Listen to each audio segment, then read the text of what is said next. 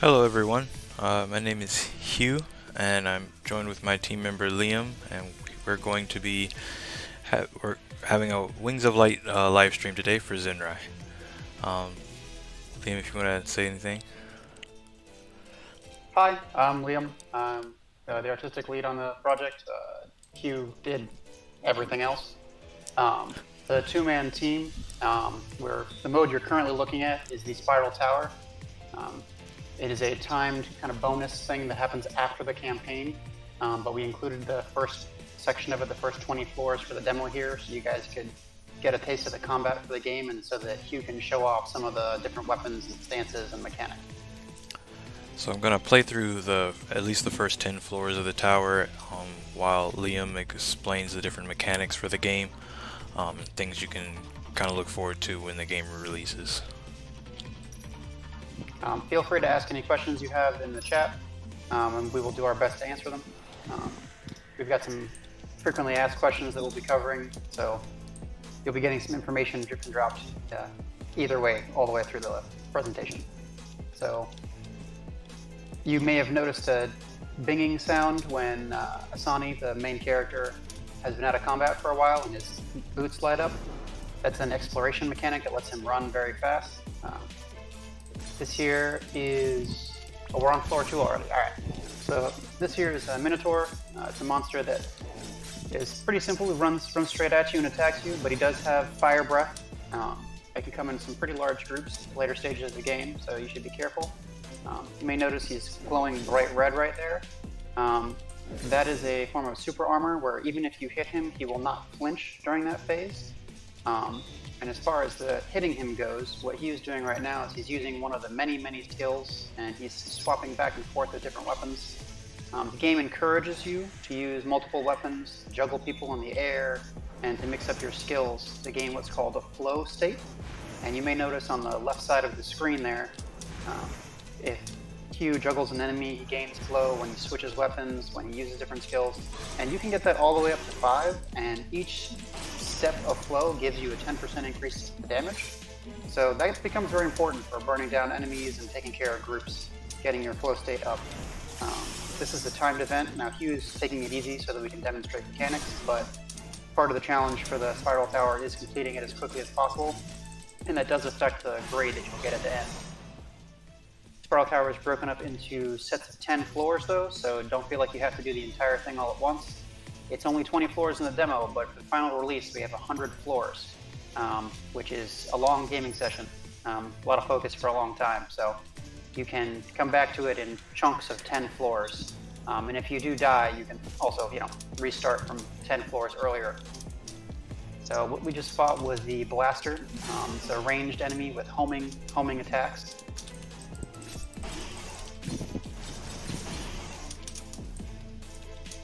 So now that we're on floor 4, we're going to start to see some more advanced enemies. This is the Distorter. It has the ability to teleport. It can create rifts on the floor that create danger zones where there is a pillar of fire that will cause damage to your character if you go across it. I say, if Hugh doesn't kill him before he manages to cast a spell, I think he used a knock-up on autopilot there to keep it from casting it. I'd say go ahead and let him try to get a cast off. I totally killed him before he got it off. Oh, did you kill him? Oh yeah. No. So there's a little bit of the delay in the stream. I'm watching it at the same time you guys are. Take it a little easy on him. I made all these monsters because I love making and sculpting monsters and stuff, and then Hugh gave them all these cool behaviors, but when you're playing through, sometimes you're just like, I gotta kill stuff fast, and so, But yeah, we can be a little easier on them. You don't have to just play all the skill at once. So here we go. Okay, so now we've got some more monsters at a time here. These are the Minotaurs from earlier. As you can see, you can juggle multiple enemies at once. Some of your attacks will hit more than one person. Some of them are more focused.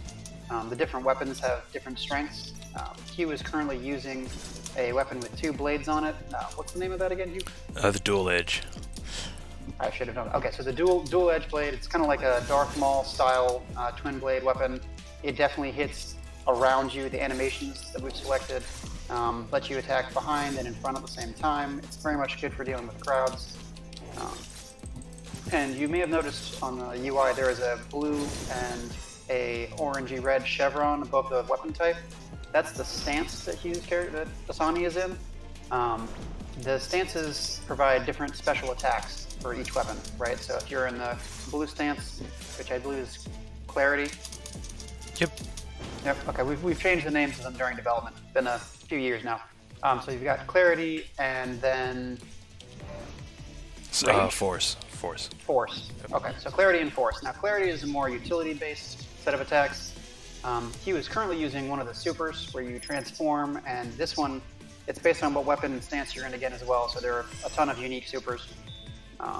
And that one leaves behind exploding after images of the transformation armor. So he used those to destroy those bad guys. There are 4 weapons in the game. We only have 2 of them unlocked for you guys during the demo. So you get roughly half of your combat options.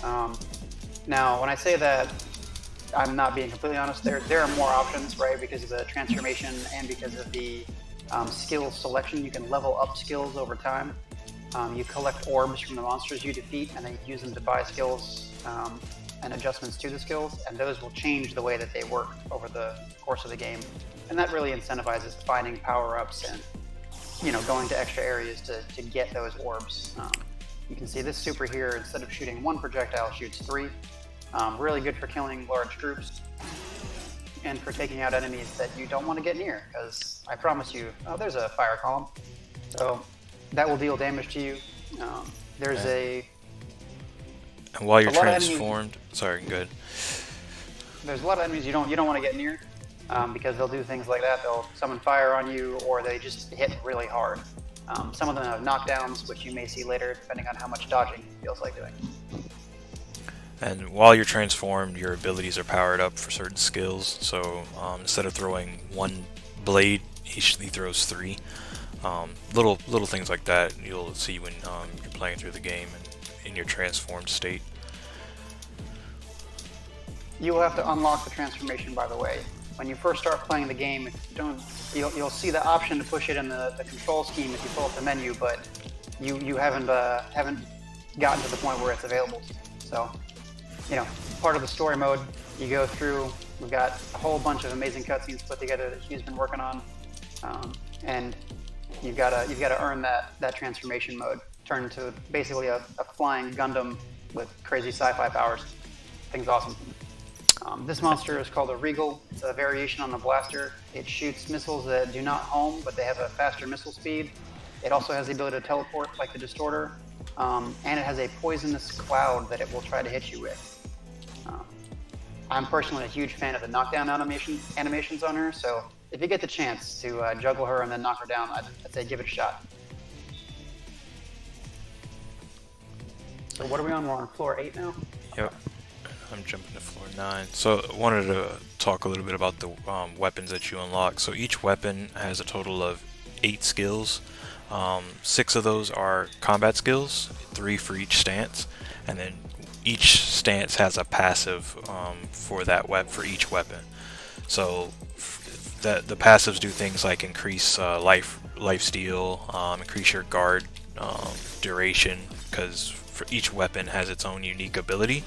So for the Legion Edge here, the main sword, you have the ability to guard, which will be up on your screen in a little bit.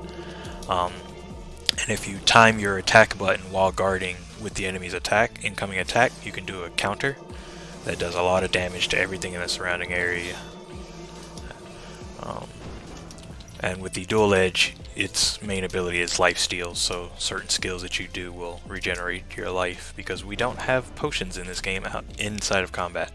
Here in the tower, you do have a potion that you can choose to use whether or not you need it on that floor, but throughout the main campaign, there aren't any healing items.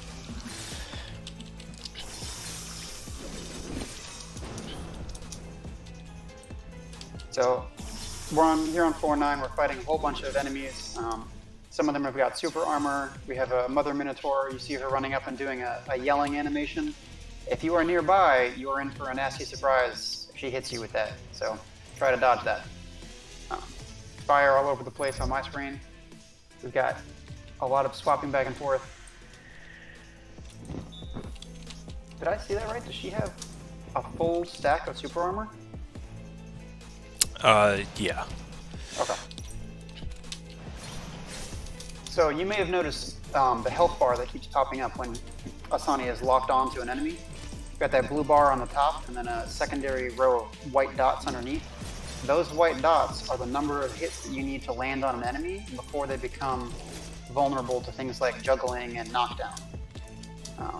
Until those go away, special enemies like these kind of, not bosses, but kind of mini bosses will have, those abilities, that super armor mechanic. This enemy I like to call Tall, Dark, and Handsome, but he's a Grand Minotaur. He's got a giant sword. He's got armor on his legs, so you have to attack him while you are in the air. You'll see there's a lot of mechanics like that encourage the player to, attack monsters differently, handle them a little different from each other. We wanted them to be distinct and for you to actually get to use all of your different attack abilities.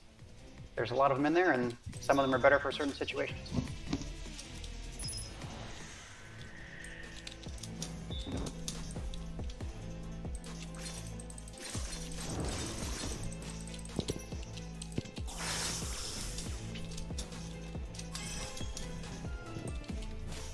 Alright, so that was the first 10 floors. So now we are loading up the next segment of 10, right? So here's floor 11. And you'll see on this floor there's something different, right? You've seen these enemies before, but now they're being modified. They've got this green glow on them, they've got super armor, they do more damage, and there's a large vial pod on the screen that you can see, and it is what's buffing them, right? So you can make the decision to try to attack it and get rid of the buff, or kill them while they have it and then finish it off, because it doesn't actually attack you, it just amplifies their abilities. I did want to take a second while we're on the level with the vial pod to share a quick story with you guys. So we went to Guardian Con in 2018, one of the first ways we got to experience the public seeing the game. And so we have this all loaded up, and we're like, oh, we've got this cool alien pod there. And this adorable kid comes up and he goes, hey, what's up with the evil pineapple? And now, internally, that thing is just called an evil pineapple. I mean, it cracked me up, and it just, I don't know. Now that's what I see when I think of evil pineapples. I see the vial pod in our game. But so thank you for that.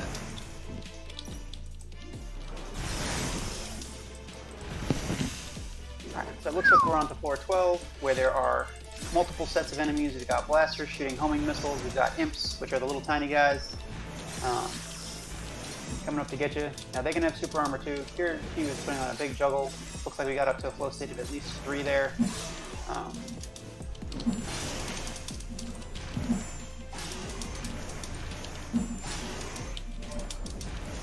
Alright, so we've got some questions. One of them is clarifying the shield breaking mechanic. And so the characters with the soul gauge is what it's called. While they still have it, they cannot be staggered or air comboed. But it's kind of like the shield break in other games, where once you get rid of all those soul gauges, you can then apply those debuffs to them. So the amount of time that the enemies stay soul broken is about the same for each monster, but each monster will have a different number of charges on the soul gauge, right? The number of attacks need to land on them before they can be juggled properly.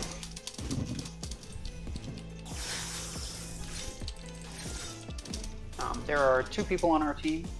It is Hugh and myself. Hugh has done the absolute lion's share of the work. I'm just an artist who went to grad school with him and has had the pleasure of getting to jump in on the team and help sculpt cool monsters and provide some feedback and curating a little bit. We've done some work with some outside contractors too. I don't want to, leave those guys out. They did some really fantastic texturing work. Asani's face, the main character, we had a very talented artist come in and create a really cool face for him. Some really good hair work as well. So the core team is 2.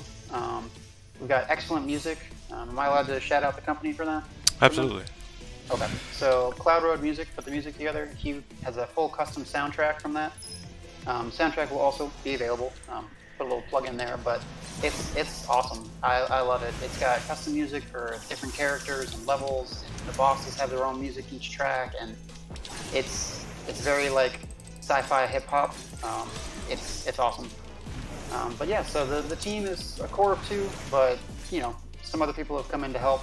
We used animation assets from the marketplace and then utilize the techniques we learned in school to modify them for our needs, right? Changing up the timing on things. So say you get an animation that has really good motion to it and you like it, but the attack is too fast, right? You want a longer time frame where the attack can do damage. We stretched that out, or we sped things up so that it was more snappy and responsive for the player, or we slowed some things down so that monsters would be a little bit more of a telegraph, right? So you could react and tell what they were going to do and react accordingly. Because nobody wants a monster to just instantly, punch you in the face, right? You want it to see the punch coming and get out of the way. So stuff like that. All right, so these guys on floor 15 are called Infernals. Now, when you first encounter them in the game, these guys are going to be a real pain because I'll say it, you do not really have the tools to deal with them, but that's intentional, right? So later on, you'll get more weapons and it will make them a lot easier to fight. I'm not going to say they're trivial because they still have their shields, they still hit hard, they've got a host of attacks. But you can see here that if you use your ranged attacks, you can kind of chip them down a little bit from a safe distance. Now it's going to take a while, so I might suggest that if you're trying to go fast in the Spiral Tower, that you don't use ranged attacks to chip them all the way from full to dead, because it's going to take a lot longer than it needs to. And I do use the gauntlets here to grab them so you can kind of see the special ability of the burst gauntlets when you unlock them in the game. You use that to get rid of their shields, break their shields, so that you can actually combo them properly for a short period of time before it regenerates. Oh man, you guys are getting a sneak peek. He's showing off weapons. I didn't know the build you were using wasn't the demo build. You got the extra weapons in. Yep, I have all the things.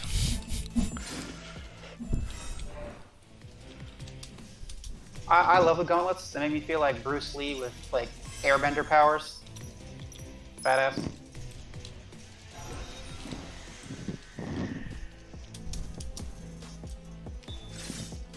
We got some questions on game development as a 2-person team and what we found was important for that. Let's say it's a long process. It's a lot of hours and a lot of time. Keep going if you're interested in game dev. Just keep going at it, right? Like use the skills you have, develop the skills you need to make your vision happen. Keep the scope small, right? Don't try to make World of Warcraft or the next Call of Duty as your first game, right? Make something that you can manage and get a product finished before you move on to the next set of skills and step up from there. Game jams are a great idea. There's a lot of good tutorials. We're using Unreal Engine, right, to make this happen. But it's stay up to date on what the latest things that they're putting out are, right? Utilize the tools that big companies are providing to you. I'm going to strongly suggest from the art side learning Blender. It's free. I've used Maya and ZBrush for the vast majority of the work, but Blender will cost you infinitely less than those programs will, and you can accomplish what you need to in them. But I also use Substance Painter and Substance Designer for texturing work. So, yeah. And at this part of the live stream, we're going to transition to showing off our second playable character, because this stream is titled The Wings of Light. We're going to introduce Zahara, the Wings of Light. The Wing of Light. And as soon as I... So, to speak on Zahara just a little bit from a lore perspective, Zahara, as you'll see her in game here, is the avatar that she projects, but the character herself is actually the planet that you come from. She's a goddess of the planet, kind of its living embodiment of it, right? The soul of the planet. Now, we have her, projected as a character that you can interact with and we can fit into cutscenes and stuff like that because, trying to fit a whole planet into a cutscene with a character sitting on it is tough. And we wanted you to be able to play as her, right? So, here you go. So you may have seen that wind effect. Same thing for exploration and travel. Since the levels are so large, we have you speed up, and hers looks like a wind effect. So He was making very fast work of the imp there.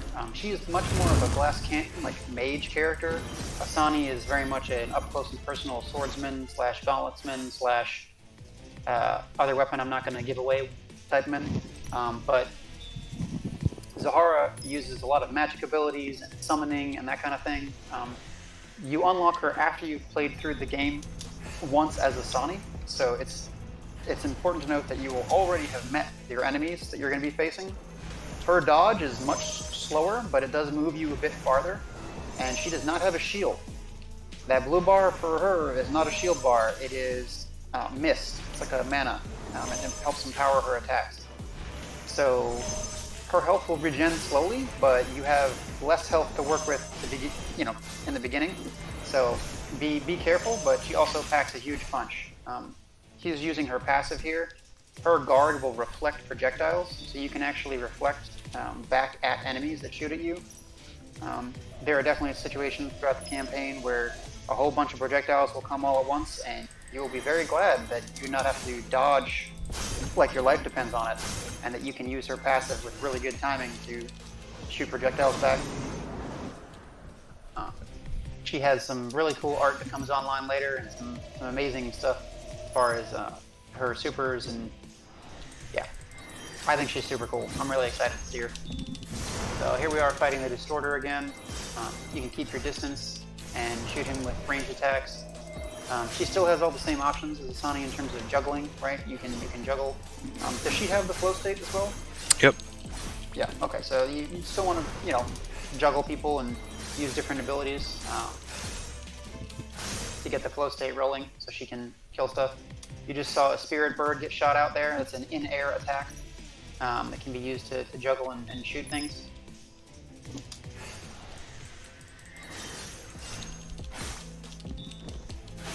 A lot of AoE potential here. Also has the two stances as well. Swap back and forth. We'll change the skills up.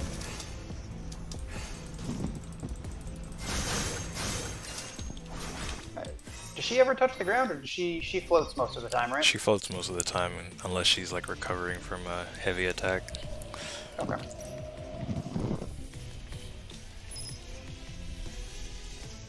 Or landing. Gotcha. Yeah, so you may have noticed there, you dodged that basically effortlessly when that pillar of flame went down. If that's not you and you get caught the first couple of times in that, don't feel bad.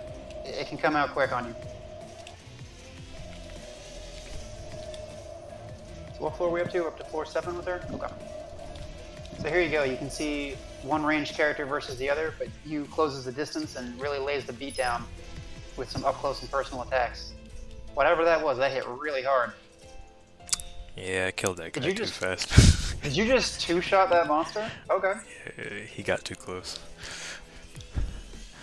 And on the next floor, I'm going to show off why she's the Wing of Light as soon as the stream catches up. There we go. So there's a tiny bit of delay. We've got you at 4:33 online. That was a bad floor to summon on.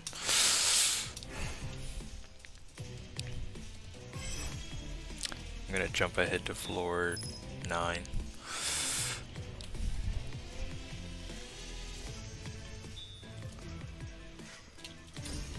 So you can see she pops up these giant wings here. That's her super. She summons. You have to help me with the names of the tigers. Oh, the tigers are Akili and Rojo. Okay, so Akili and Rojo, the spirit tigers, get summoned when she uses her super. And those things will mess stuff up. Yeah, they show them off better on floor 9. I forgot the bombs are on floor 8. Gotcha. Yeah, so the monsters on floor 8 run up and attack you. Floor 9, okay, so here you go. You can see the tigers in the background there running up and fighting stuff, attacking monsters for you, and wow, okay, so they hit really hard. You can see these giant glowing wings, the spirit stuff coming off of her, that the tigers are made of the same material. But yeah. So you'll unlock Zahara after you beat the game once with Asami. Yep. And you can play back through with her. The campaign. Oh, people have asked us how long the campaign is. So with just a Sony playing on the first difficulty, we do encourage you to try it on multiple difficulties because things change. It's about 15 hours, and that does not include the Spiral Tower, which take you, if you're me in particular, quite a long time. So there's quite a lot of gameplay for a two-person indie title. We are fighting another evil pineapple. Okay, so someone asked us what the planned release date is. So the demo is going to be up until we release, so you can get a taste of the game until it comes out, and we are planning for Christmas break of this year, so that you can snag this as a Christmas present for yourself or somebody who you care about. I do want to let you know that once the full release is out, the demo will be coming down. Correct? Yep. Yeah. Okay. Let's see. So we had a couple other questions here. When did we start working on the game? Okay. So, Q, you said you started working on the game, what, 2015, 2014? 2014, yep. Okay, so in 2014, and that was with school and work and other stuff at the same time, so it was kind of a off and on, this is a passion project, and then you got enough development and stuff was really working out well, and came to me in 2016, the earliest files I have on my computer, and it was like, hey, I need some art to make all these cool mechanics I have look good, and I was like, hey man, I'll make you monsters. Monsters are awesome. And so yeah, he's been in development now since 2014, off and on, real serious hours since 2016. And yep, game making takes a while. There are 20 levels that you can explore in the game, plus all the stuff in the Spiral Tower. There's a home base that has some stuff hidden in it. With cool things there. So there's quite a lot. Size. Okay, so the demo is 6.3 gigs, and the full release game is looking to be just under 20 gig. I died, but... Oh, did you? I don't give up. Uh-oh. So the stream hasn't quite caught up to when you got killed yet, but... Yeah. Zahar is very much a glass cannon. You have to dodge quite a bit.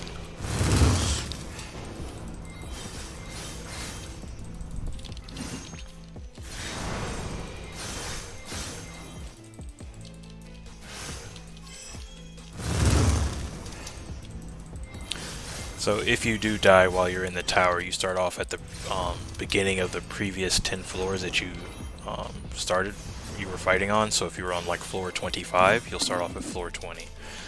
And you can keep playing through from there.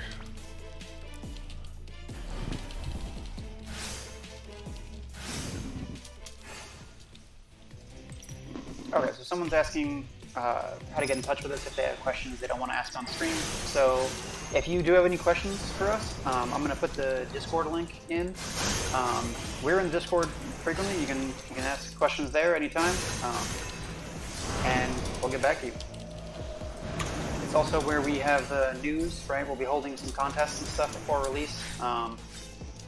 And we've got some merch and a few game keys that will be up for grabs with those kind of contests, so check back there.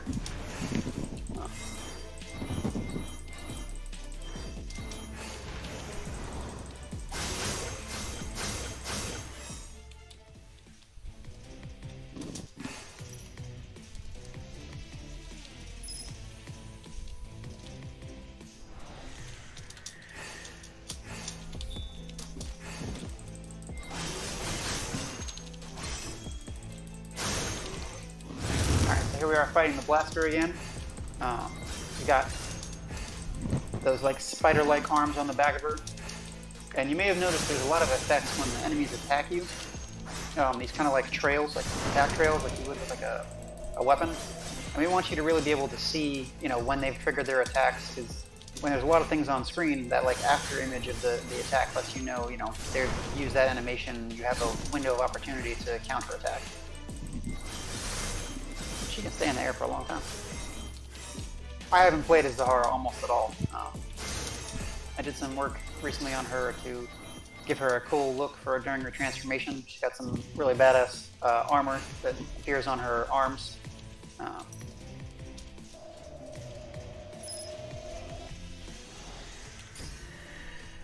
You got me worried over here.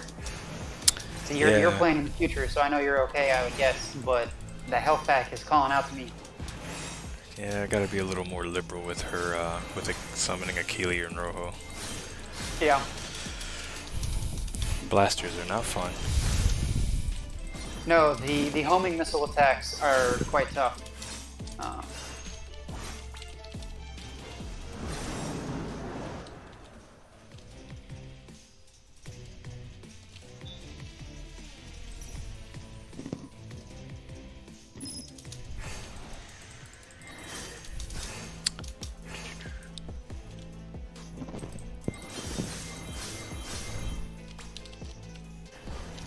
Someone is asking if Asani has a different campaign from the other character.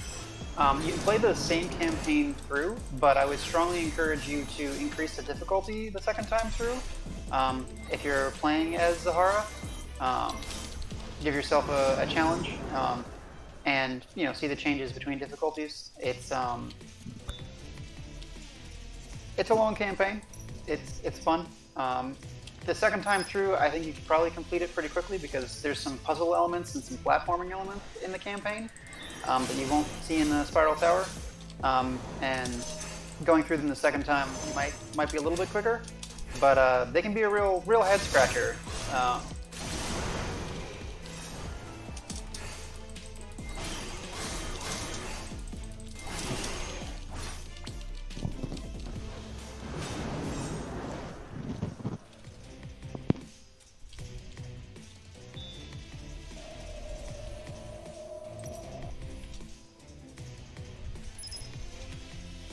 I'm going to be quiet for just a little bit here and let you guys listen to the music and the sound effects and all the sound design that's gone in on this.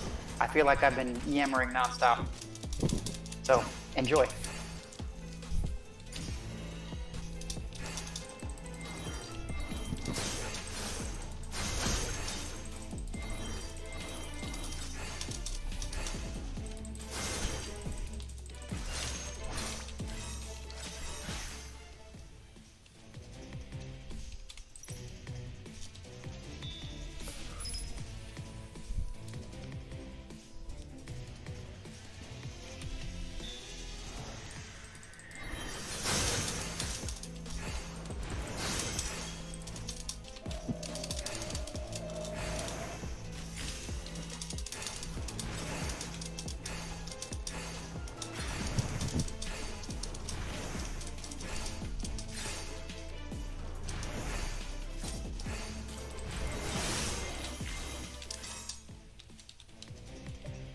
Oh, I died again. Oh no! At the last You're so second. close. I got shot in the butt. Oh my. But with that, I think we can show off some of the other levels when the stream is caught up. So Yeah, I'll that show sounds off good. the second level of the game. Yeah, I don't want you guys to get the misimpression that the game is just Spiral Tower. There's 20 levels of exploration and world building and lots of NPCs that you come across. So I think we're going to get to see a little bit of that here. You guys have access to the first level in the demo, but I think you said you're gonna take them to the second level. Yep. Okay, so you guys will get to see a slightly different environment in the Sanctuary world that you got to play on in the demo.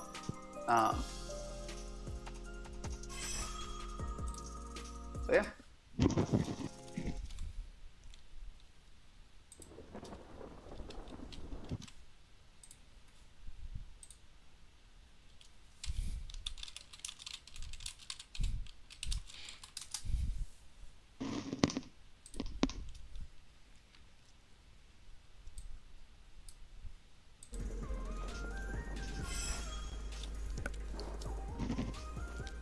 Oh, I do want to take this moment to encourage you guys to provide any kind of playtesting feedback, anything you notice in the demo. One of the things about having a two-person team, right, is that we do not have a playtesting department, right? It's us. And we try to break the game as much as we can, but we also have that trap of we kind of know how it's supposed to be played, and if you guys can flex your gamer muscles and find broken combos or workarounds or anything like that, and let us know, we would greatly appreciate that. That's what we want to take this last little bit of time before release to do, is get the tuning done and dial everything in. And so any feedback you guys have at all, we'd be really happy to hear. Either toss it up in here or send me a message on Steam or hop onto the Discord and let us know. We've got channels for that, so we'd really appreciate that a lot.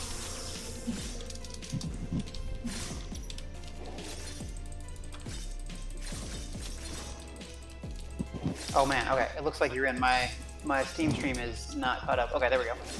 So here we are on the second level. You guys may be able to tell that it is slightly less covered in trees and water than the first one. This is a world that is basically a volcano part of the planet. It's been damaged by the Vile, and it is molten. They are all over the place here. There are some remnants of the world before, which you can find in the form of the power-ups and hidden secrets that are available.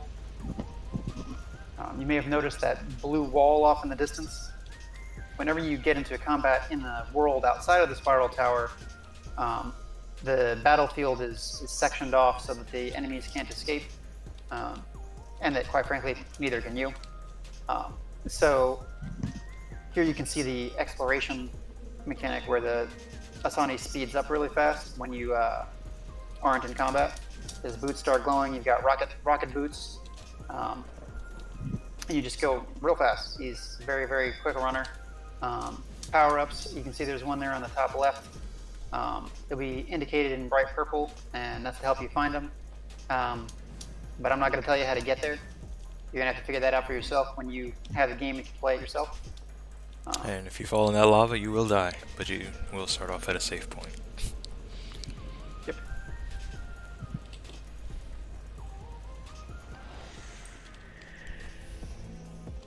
Yeah, so there are some environmental hazards throughout the game that you'll need to navigate, and you'll have to use some of your special skills to traverse the world.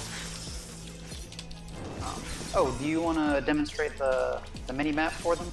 Oh yeah, I'll do that after this fight. Okay.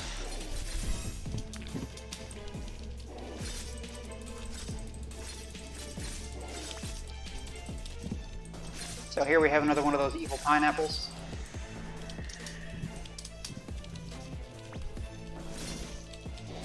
And when you're playing through the game, enemies will come in waves, so in each section that you get caught in, Asani himself creates barriers to lock the enemies in with him, and then you fight waves of Vile that come at you.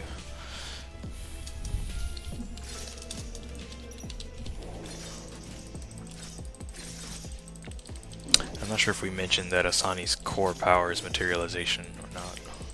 We have not, no. So you may notice that Asani's weapons appear and disappear consistently throughout play. He uses his special power as a Xenrai is to use the matter around him. He materializes weapons. Does he have pocket dimensions? I'm not sure exactly what the lore is on that. Materializes them out of thin air. All right. Now you may have noticed there's a weapon on his back, and that is the lore weapon, which you will, when you first start playing the game, that's the weapon you have, right? And then there will be some stuff that happens that I'm not going to give away, but that's the only weapon he doesn't materialize and dematerialize. But yeah, so this is the mini-map. It's got a north, south, east, west facing on it, and you can see the high and low points of the map. That'll help you be able to find the power-ups and specials and to help not get lost. The maps in the world are quite expansive. Or the levels, rather, are quite expansive in this world. So I personally still get lost occasionally, but it's really nice to be able to just hit that map button and have that pop up. The little orange glow in the center is you, and that will move around with the map. It's a projection. If anyone's curious about the technical side of that, from the technical art side, that is a duplicated version of the level mesh that has been stripped down, so it doesn't have quite so high a polygon count.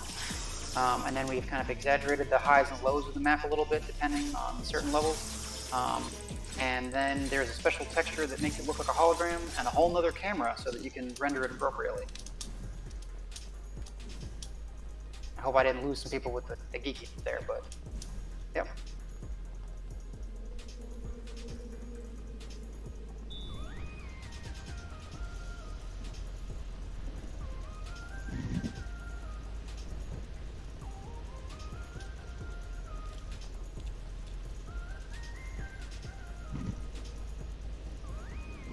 You may have noticed also that Asani has a coat on here. The coat is very much awesome style. It's got glowing blue stuff on it. It just makes him look super cool. But we went the Edna mode from Pixar route, where during combat he dematerializes it, so there's this whole no capes idea. And you can see his glowing armor underneath light up and everything. But yeah, we just had to get the code in. Thing looks awesome.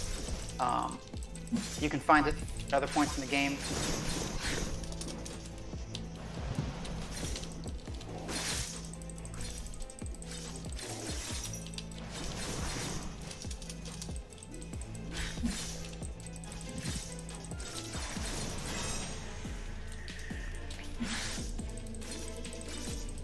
So the flow state does go all the way up to 5.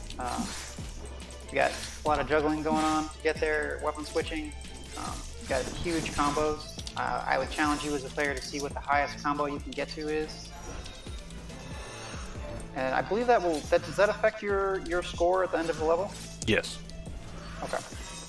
So if you want that coveted S rating at the end of the level, you're gonna want to get that combo score real high.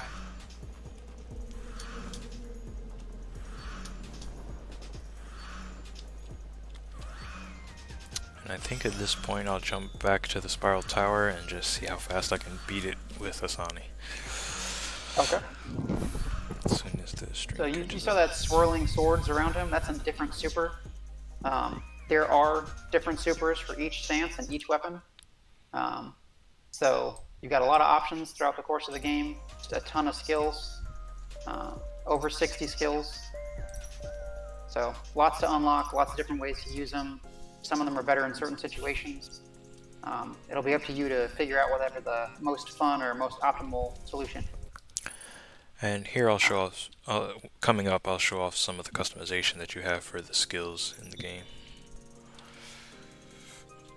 I do want to point out that it is a fully controller supported game. If you prefer these kind of games, mouse and keyboard, you can go that route. If you want to play on a controller, you can put pretty much any controller, Xbox, Switch, whatever, into the PlayStation, into the PC, hook it up using, Steam's abilities, and then play the game just like you would on any kind of console.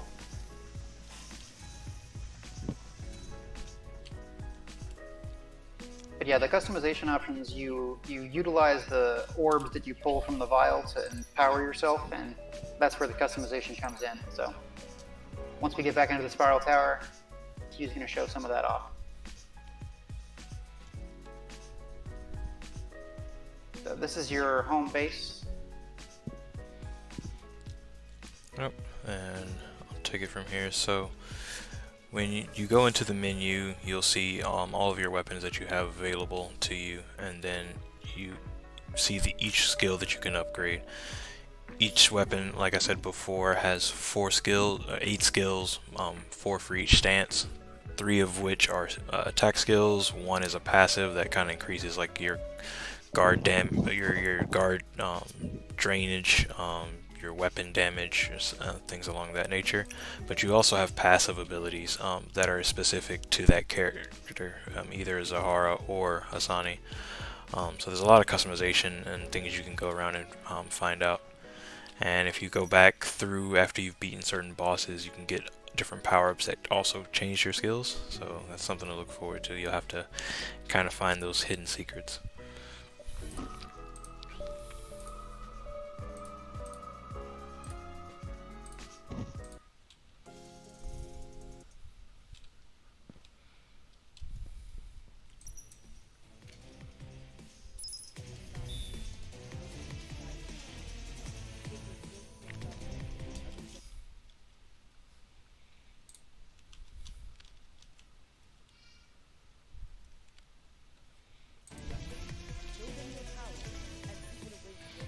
I'd just like to say that yes, that is how fast these different things load.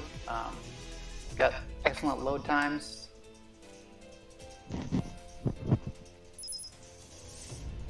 Put a lot of work into optimization.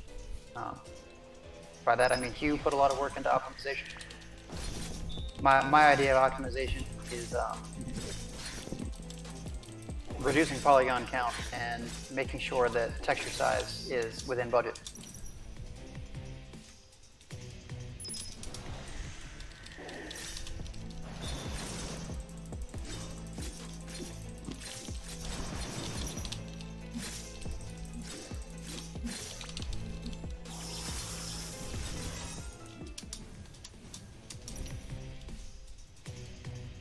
Alright, one floor down, we're at under a minute.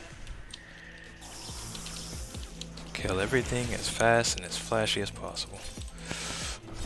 Okay, so you are going to keep the flash on it, huh? Yeah.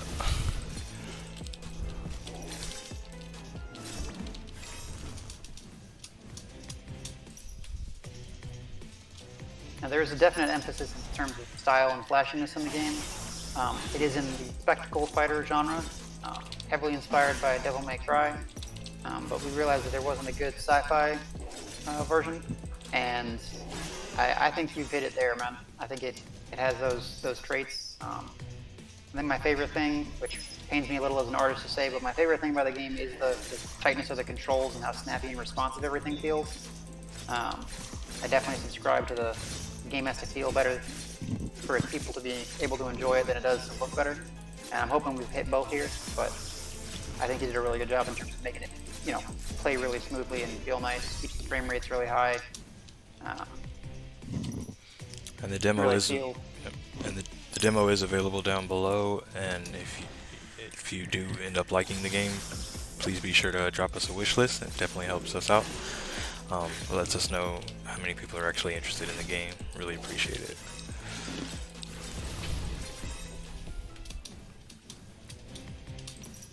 And feedback is always welcome.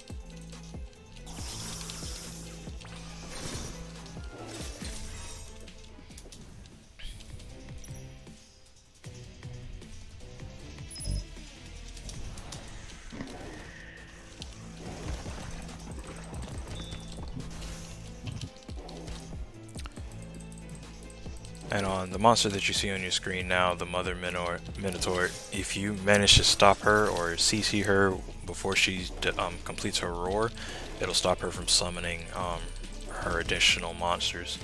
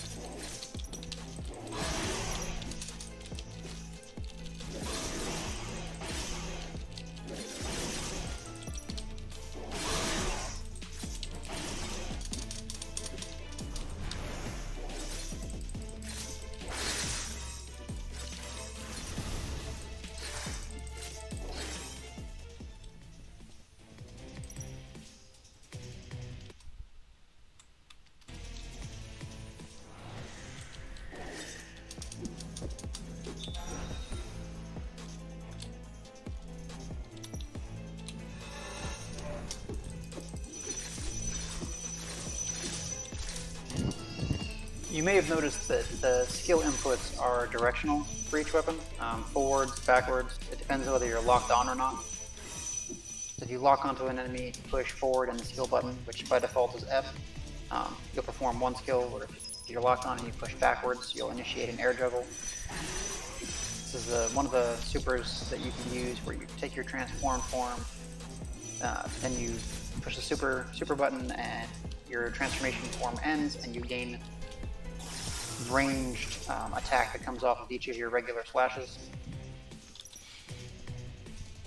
You'll have blue glowing hands while that effect is active, and once the blue glow stops, that effect is over.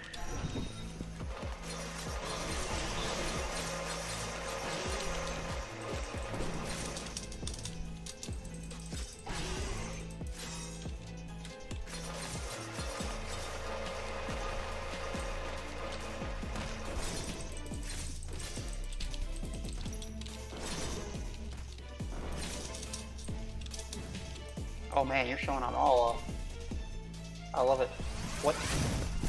What is the name of the sword's raining from the sky super? What is that? Sword Rain. It's just a normal skill that you have only when you transform, though, and that's available in the demo.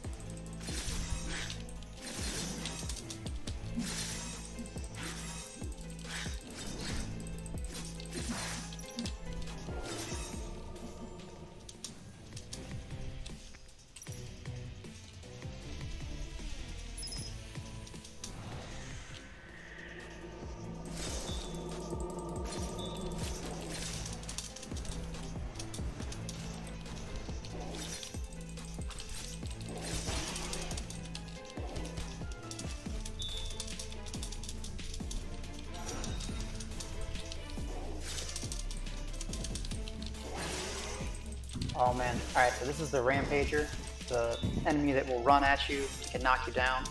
If your reaction time is really good, you can tech out of being knocked down, pop up back to your feet. No, I died. Oh, did you? I was just gonna say, oh, we're gonna get to see him fight the boss. Oh, The no. blaster killed me. No, the Regal killed me. It's okay, we don't give up.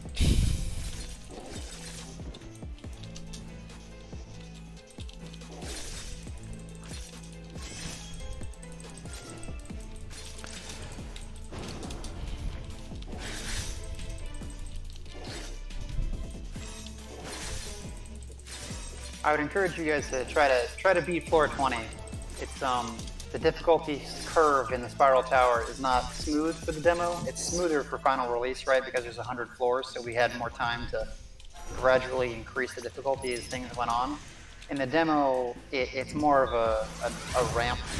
It gets hard fast in the last few floors, and Groot Slaying is on a whole nother level. If we manage to get to we got 5 minutes, so if we manage to get to the last floor, you'll get to see him. I'll get there. No worries.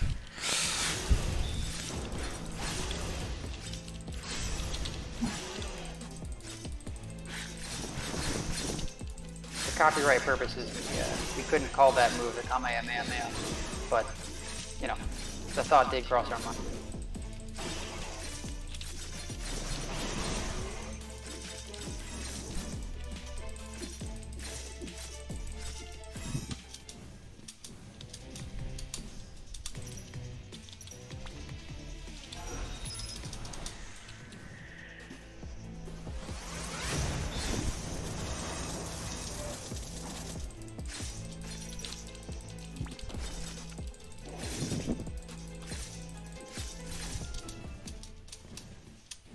Still doing pretty good on time. I'm at 6 minutes on my screen. Okay, we're at 5:45, so there's just a little bit of delay there. Oh man, you're pushing it with the supers. So there is a passive that's unlocked in the demo where you gain charge very rapidly. You guys are going to have to kill a lot of monsters to earn the price on that in the actual released version of the game. So don't anticipate being able to use your supers quite this frequently.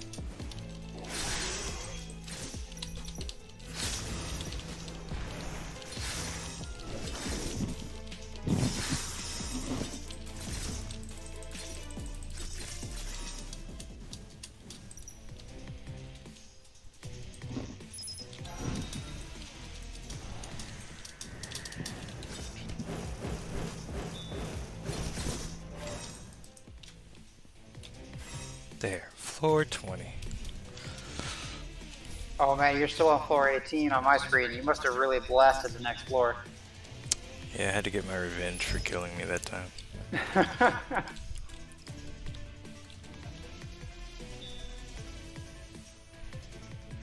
Oh my gosh, you deleted that thing. Wait, had you killed the Regal already? Yep. Well, oh man. He got caught in the crossfire. Yeah. Okay, Right. so this is floor 20. You want to take this? No, you're good to go. Okay, I was gonna say you're gonna focus a little bit. All right. Yep.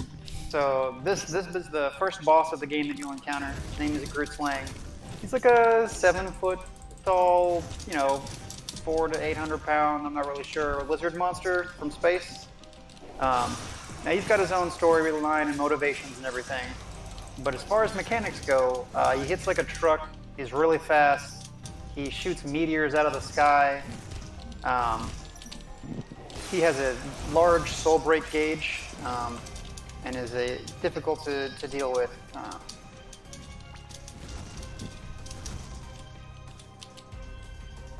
Oh, you've got no shields on my screen. Yeah. Has he popped the meteors yet? Not yet. Oh, Yeah. there we go.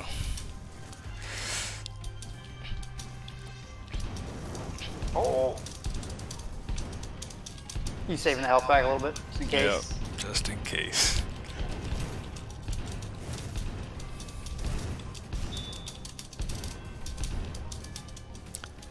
Got hit by the meteor there and used quick recover, which is another skill you can unlock to help you get up really quickly, and if you do it when you're transformed, it actually damages the monsters around you, kind of to get them off of you.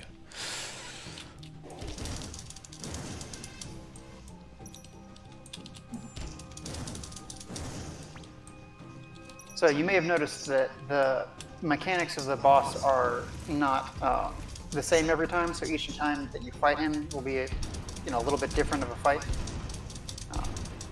The order in which he'll use his skills, how frequently he has access to them, those kind of things will change based on the distance you keep from him. A couple of other factors that I'm not going to give away here because I want you guys to have to figure it out as a community.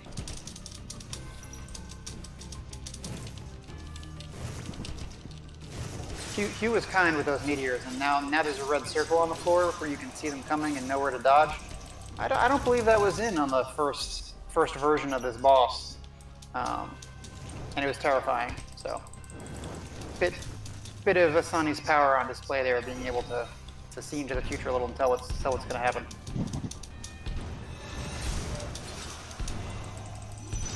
That's a good juggle. You'll see that monsters with a soul gauge will regain their soul gauge even if you do have them actively juggled. Uh-oh. I see the transformation and he's low health. I feel like some style points are about to happen.